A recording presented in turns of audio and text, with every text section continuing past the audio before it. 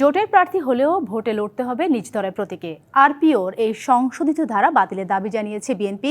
এ সম্পর্কিত বিধান আগের মতো রাখতে নির্বাচন কমিশনে চিঠি দিয়েছে দলটি। এছাড়া ইসি রাজনৈতিক দলগুলোকে অন্ধকারে রেখে আরপিও সংশোধন করছে বলে অভিযোগ আরেকটি রাজনৈতিক দল এনডিএম-এর। এদিকে আগামী নির্বাচন পর্যবেক্ষণে আসার আগ্রহ প্রকাশ করেছেন কমনওয়েলথের পর্যবেক্ষকরা।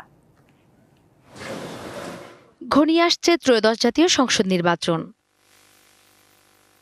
এরই মধ্যে গণপ্রতিনিধিত্ব আদেশ সংশোধনীর অনুমোদন দিয়েছে উপদেষ্টা পরিষদ। এতে জোট হয়ে ভোটে এলে দলীয় প্রতীকেই নির্বাচন করার বিধান রাখা হয়েছে।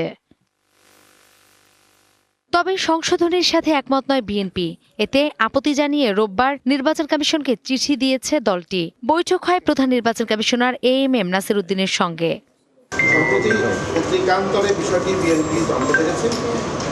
এতে অন্যান্য রাজনৈতিক দলের মতো বিএনপিও হতবাক হয়েছে। এই সংশোধনীর সাথে বিএনপি একমত নয়।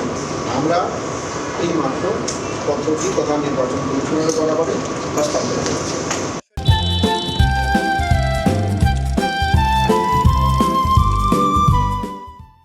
একই দাবিতে নির্বাচন কমিশনে চিঠি দিয়েছে ন্যাশনাল ডেমোক্রেটিক মুভমেন্ট এনডিএম।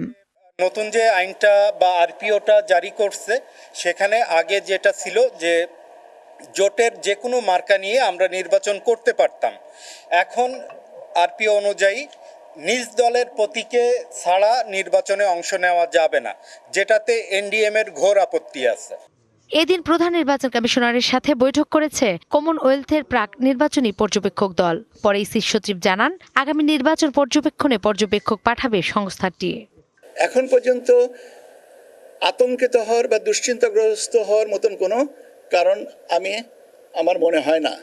আপনারা হয়তো আরো ভালো জানেন আমাদের থেকে যে আসলে কি আতঙ্কিত বা দুশ্চিন্তাগ্রস্ত হওয়ার মতন পরিস্থিতি হয়েছে। আমার বিশ্বাস হয়নি, এবং আপনি যে ভোট কেন্দ্রের কথা বললেন, আমি আগামীকালকে জানিয়ে দেব। এদিন বাংলাদেশ রিপাবলিকান পার্টি বিআরপিকে নিবন্ধন দেয় নির্বাচন কমিশন। দলীয় প্রতীক হিসেবে হাতি বরাদ্দ পেয়েছে দলটি। নূপুর মাহমুদ, ডিবিসি নিউজ, ঢাকা।